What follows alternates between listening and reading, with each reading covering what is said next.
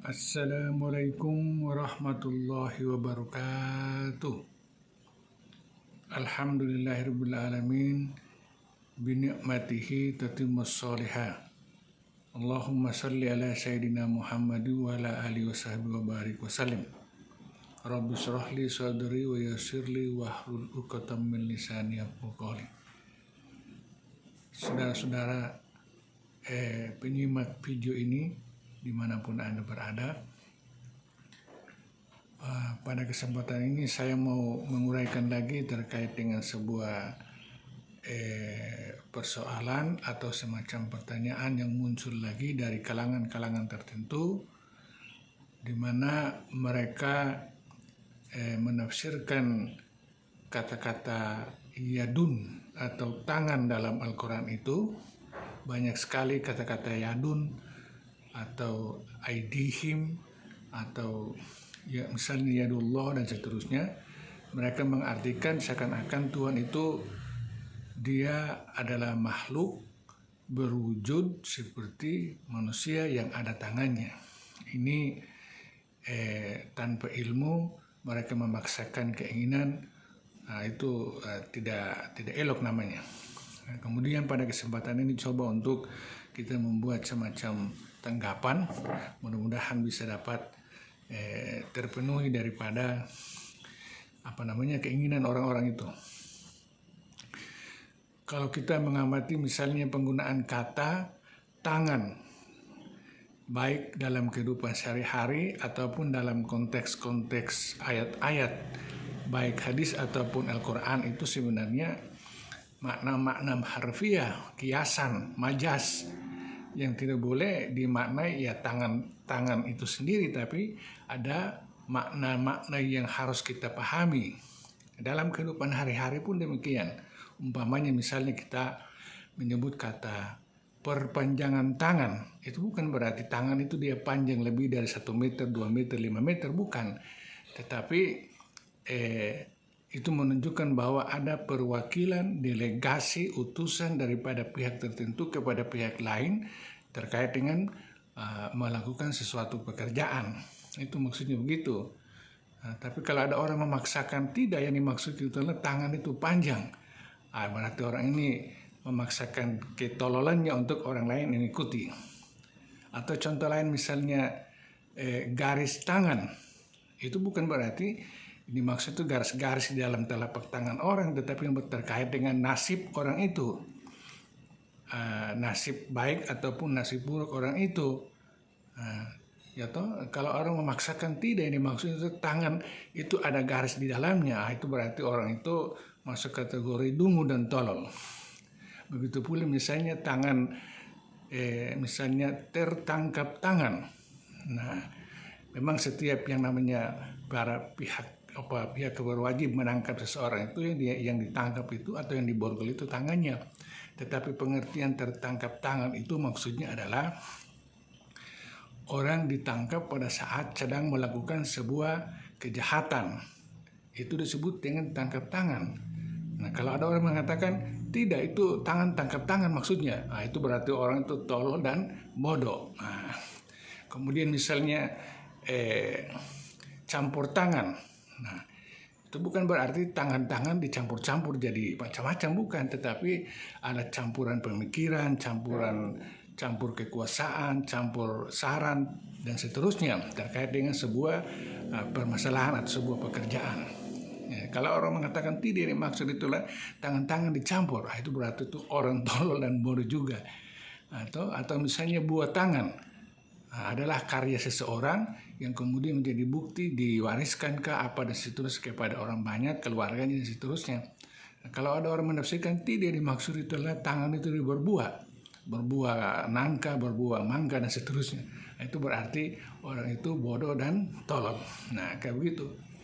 Begitu pula banyak sekali kata-kata tangan yang tidak bisa diartikan bahwa tangan itu sendiri, tapi maknanya itu ada maknanya.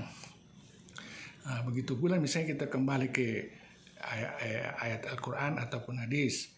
Ada hadis yang mengatakan bahwa tangan yang di atas lebih baik daripada tangan di bawah. Bukan berarti tangan yang ada di atas, apakah di atas loteng kah, di atas lantai 15 kah, itu lebih baik daripada tangan yang di bawah, di lantai bawah dan seterusnya. Bukan begitu, ya toh. Tapi ini maksud adalah orang-orang yang memberi itu lebih baik di mata Allah daripada orang-orang yang menerima. Itu kata-kata yang sangat bermakna sekali, memberikan motivasi untuk orang itu harus mengambil posisi sebagai pemberi, pembagi, dan seterusnya. Maksudnya begitu. Tiba-tiba ada orang mengatakan tidak, ini maksudnya itu tangan di atas tangan. Nah, itu berarti orang itu bodoh dan tolol. Nah, kalau begitu pula misalnya ada ayat Al-Quran mengatakan bahwa yadullah fauqa aidihim. Itu para musafir sudah menjelaskan bahwa itu maksudnya adalah terkait dengan kekuasaan Allah. Allah lebih berkuasa terhadap kekuasaan apapun di atas bumi ini. Seukuran misalnya ketua PBB kah, kepala negara kah, kepala daerah kah, kepala desa kah, kepala RT sampai kepala rumah tangga, semua kekuasaan itu kecil di hadapan Allah, yang lebih besar dia. Maka dinyatakan dengan kata-kata yadullah fauqa aydihim. Itu kata-kata yang sangat bagus sekali. Terkait juga dengan misalnya masalah kesibukan, keurusan. Kita manusia sibuk urusan terkait dengan kebutuhan kita di bumi saja. Tapi Allah mengurus alam semesta jagat raya. Luasnya itu alam semesta dengan bermiliar-miliar galaksi dengan segala macam isinya. Itu kesibukan Allah itu sangat tinggi, mengatur miliar para malaikat. Nah, itu lebih tinggi. Nah, bahkan dalam pengertian negatif pun, misalnya orang-orang yang punya niat jahat untuk melakukan makar, maka jangan khawatir, Allah lebih jahat daripada mereka untuk membalas kejahatan mereka. Nah, itu maksudnya begitu. Nah, kemudian ada ayat lain lagi mengatakan bahwa saya tidak baca ayatnya, tapi maksud daripada itu, Allah sangat membenci orang-orang yang melipat kedua tangannya di lehernya. Nah, misalnya kayak begini. Itu maksudnya adalah Allah sangat membenci orang-orang yang kikir.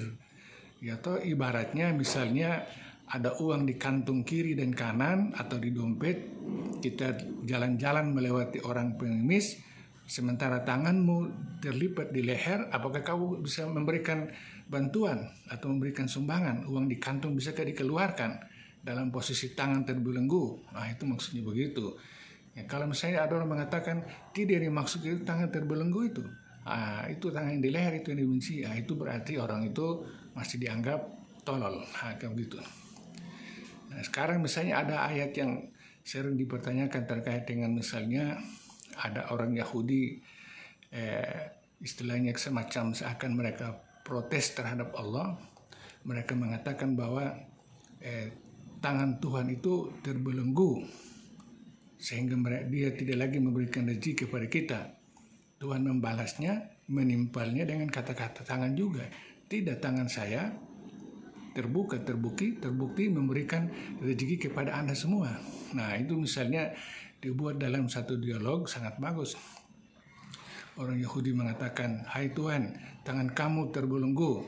Tuhan mengatakan, loh, apa maksudnya?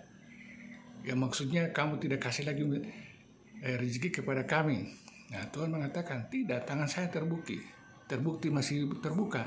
Buktinya kamu jadi negara kuat, kamu punya kekuasaan di mana-mana, punya perekonomian menguasai dunia, menjadi bangsa yang dihormati. Nah, tapi sayangnya kamu salah memanfaatkan itu, jadi menjadi negara yang haus darah, bisa membunuh ke sana kemari dan seterusnya. Nah, itu jadi tunggu saja, pada saatnya akan ada perpanjangan tangan dari Allah Subhanahu wa taala untuk menghanguskan mereka pada kejahatan yang kedua. Ya, perpanjangan tangan itu bukan dimaknai tangan Allah dipanjangkan, tetapi ada perwakilannya. Ya, misalnya yang ada diyakini itu datangnya Nabi Isa, munculnya Imam Mahdi, kemudian membunuh Dajjal sebagai raja mereka, dan kemudian menghanguskan mereka. Itu maksudnya begitu.